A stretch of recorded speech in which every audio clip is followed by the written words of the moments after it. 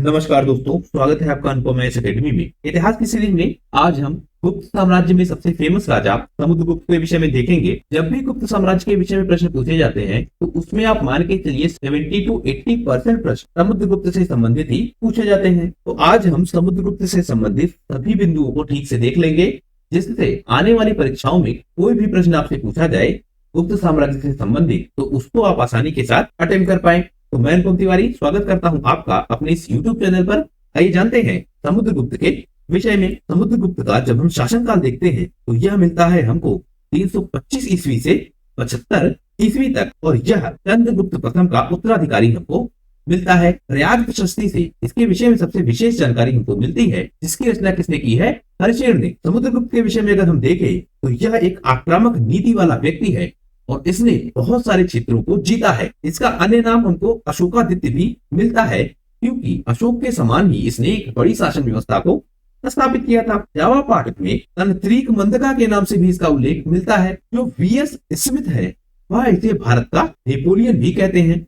यह प्रश्न बहुत बार पूछा गया है, भारत का नेपोलियन किसे कहते हैं? तो वह समुद्रगुप्त है। समुद्रगुप्त बहुत सारे युद्ध लड़ता है और युद्धों के माध्यम से अपने क्षेत्र का विकास करता है। यह दक्षिण भारत के क्षेत्रों में भी युद्ध लड़ता है और उत्तर भारत के क्षेत्रों में भी युद्ध लड़ता है। तो जो आपका आर्यावर्त क्षेत्र है, आर्यावर्त मुख्यतः किसे कहेंगे? यहाँ पर आर्य सभ्यता का विकास हुआ। मुख्यतः यह क्षेत्र मिलेगा हमको उत्तर भारत से ज्यादा कनेक्टेड। तो आर्यावर्त क्षेत्र में इसने अपना विजय अभियान चलाया और अपने आसपास के क्षेत्रों को जीतना शुरू कर दिया। हालांकि कुछ विद्वानों का मत है कि इसने आर्यावर्त के क्षेत्र को एक बार हराया, लेकिन कुछ लोग कहते हैं कि इसने आर्यावर्त के क्षेत्र पर 2 बार यहाँ के शासकों को हराया और शासन व्यवस्था संभाली। जो 2 बार मानने वाले लोग हैं वह कहते हैं कि जब हम देखते हैं प्रयाग प्रशस्ति को तो वहां पर हमको 3 शासक मिलते हैं जिनको समुद्रगुप्त ने हराया था अपने पहले अभियान के दौरान। फिर वह दक्षिण भारत के अभियानों पर चला जाता है और दक्षिण भारत के क्षेत्रों को जीतता है।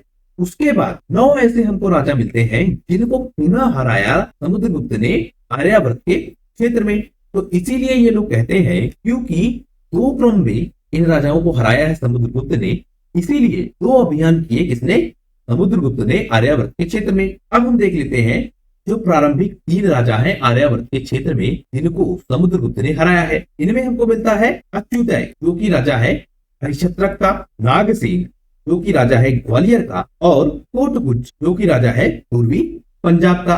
तो सबसे पहले इन 3 राजाओं को समुद्रगुप्त हराता है। अब हम देखें कि दक्षिण भारत में समुद्रगुप्त ने जिन राजाओं को हराया वह कौन से हैं। इनकी लिस्ट बहुत लंबी है। तो कौशल के महेंद्र को इसने हराया, जिनका क्षेत्र रायपुर, दुर्ग, संबलपुर और बिलासपुर जिले में है। महाकांतार के व्याघ्रराज को हराया जो कि जयपुर उड़ीसा का वन क्षेत्र, वहां पर शासन व्यवस्था संभालते थे। कोरड के मंत्रराज को हराया जो मध्य प्रदेश के सोनपुर क्षेत्र, महेंद्रगिरी की पहाड़ी और उत्तर पूर्वी मैदानी भाग पर अपना शासन संभाले थे। इष्टापुर के महेंद्रगिरी को हराया जो कि पिथासुरम और पूर्वी गोदावरी जिले में अपनी शासन व्यवस्था को कायम किए थे। कौतूर के स्वामीदत्त को हराया जो कि गंजम जिला पर अधिकार रखते थे। एरंडा पांडला के दमन को हराया जो कि श्रीकाकुल और पश्चिम गोदावरी जिले में अधिकार रखते थे। रांची के विष्णुगोप को हराया जो कि सिंगेरपुर जिले में शासन व्यवस्था संभाले थे। अवमुक्त के नीलराज को हराया जो कि गोदावरी नदी के घाटी क्षेत्र में अपना शासन संभाले थे। वेंगी के हस्तिवर्मन को हराया। कलक्का के उग्रसेन को हराया जो कि नेलोर जिले में थे।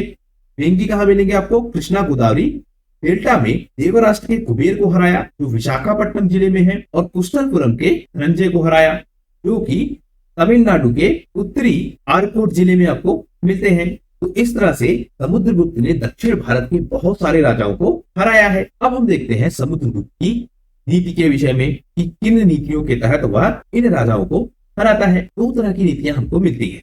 आर्यावर्त के क्षेत्र में एक नीति मिलती है जिसको कहते हैं प्रसरण उद्धरण। इस नीति में क्या करता था कि यहाँ के राजाओं को हरा देता था और अधीनस्थ क्षेत्र के संसाधनों पर अधिकार कर लेता था और वह पूरा क्षेत्र ही यह हड़प लेता था। तो उत्तर भारत के क्षेत्र में या आर्यावर्त के क्षेत्र में यह नीति अपनाता है कौन? समुद्रगुप्त, जिसे कहते हैं प्रसरण बोधरण। प्रसरण बोधरण में क्या कर रहा है? क्षेत्रों को हथिया ले रहा है। और इस नीति के तहत हम देखेंगे कि रुद्रदेव, मतिला, नागदत्त, चंद्रवर्मा, गणपति नाग, नागसेन, अच्युतय, नंदी, बलवर्मन इन राजाओं को हराता है और इनके क्षेत्रों पर अधिकार कर लेता है। दक्षिणापथ में हम देखेंगे वह जो नीति अपनाएगा उसे कहेंगे ग्रहण मोक्ष अनुग्रह। पहले ग्रहण करेगा फिर मोक्ष प्रदान करेगा, अर्थात पहले अधिकार क्षेत्र में ले आएगा, राजाओं को हराएगा और उनसे अपनी अधीनता स्वीकार करवा के उनके क्षेत्र को वापस कर देता था। तो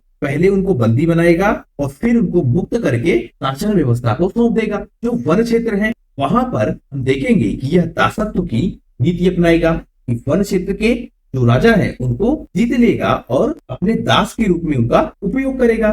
तो इस तरह की नीतियां हम देखते हैं समुद्रगुप्त की। जो वन क्षेत्र के राजा हैं इनमें अगर हम देखें तो हमको मिलता है सामतत्व जो दक्षिण पूर्व बंगाल में शासन व्यवस्था में था। कामरूप मिलता है जो कि असम के क्षेत्र में है। मालव, योधेय, मद्रक और आभीर ये सारे राजा हमको मिलते हैं। समुद्रगुप्त का जो नियंत्रण क्षेत्र है वह अगर हम देखें तो उत्तर भारत का अधिकांश भाग हमको मिलता है, जिसमें कश्मीर, पश्चिमी पंजाब, राजस्थान, सिंध और गुजरात शामिल नहीं है। मतलब यह इसके डायरेक्ट कंट्रोल में नहीं है। उत्तर भारत के अधिकांश क्षेत्रों पर अधिकार करेगा लेकिन कुछ क्षेत्र उसके डायरेक्ट कंट्रोल में नहीं होंगे। मध्य भारत में यह जबलपुर, छत्तीसगढ़, उड़ीसा के पूर्व में स्थित कुछ भूभाग और चिंगलेपुर तक पूर्वी क्षेत्र को भी अपने नियंत्रण में ले आएगा। पाटलिपुत्र को यह अपनी राजधानी के रूप में स्थापित करेगा। तो जैसे हमने देखा था मौर्य साम्राज्य के समय पाटलिपुत्र की महत्ता बनी रहती है, उसी तरह हम देखेंगे कि गुप्त साम्राज्य के समय भी पाटलिपुत्र की महत्ता बनी रहेगी। समुद्रगुप्त की कुछ विशेषताएं हमको पता लगती हैं जो कि प्रयाग प्रशस्ति में ज्यादा विस्तृत रूप से दी गई है। इनमें लिखा गया है कि समुद्रगुप्त के कुछ अन्य नाम भी हैं, जैसे अश्वमेघहर्ता, अनेकाश्वमेध याजी, जो इसकी प्रशंसा को दिखाते हैं। धर्म बंधु की इसको उपाधि दी गई है क्योंकि यह न सिर्फ हिंदू धर्म को बल्कि बौद्ध धर्म को, जैन धर्म को, इन सब को भी संरक्षण देता है। जो बौद्ध विद्वान है वसुबंधु, इनको इसने संरक्षण दिया और बोधगया में इसने बौद्ध मठ का निर्माण भी करवाया। इसने हजारों गायें दान में दी। यह कला प्रेमी मिलता है हमको और वीणा वादक के रूप में इसका चित्र मिलता है हमको। तो आपसे अगर प्रश्न पूछा जाए कि किसके सिक्के पर हमको वीणा वादक के रूप में राजा मिलता है तो वह कौन है? समुद्रगुप्त। कविराज की इसको उपाधि भी मिली हुई है। तो हम यह देख चुके हैं कि समुद्रगुप्त से संबंधित जो भी इंपॉर्टेंट फैक्ट है वह सब कुछ कवर हो चुका है। तो जब भी आपको समुद्रगुप्त से संबंधित प्रश्न पूछा जाएगा लगभग इन्हीं टॉपिक से रिलेटेड पूछा जाएगा। तो आशा करता हूं यह वीडियो आपको पसंद आया होगा। अगर वीडियो आपको पसंद आया है तो प्लीज शेयर कीजिए अपने दोस्तों के साथ, सब्सक्राइब कीजिए इस चैनल को, जिससे हम लोग ज्यादा से ज्यादा लोगों तक अपनी पहुंच को बना सके। आपका हमसे जुड़ने के लिए बहुत बहुत धन्यवाद। आपका दिन शुभ हो।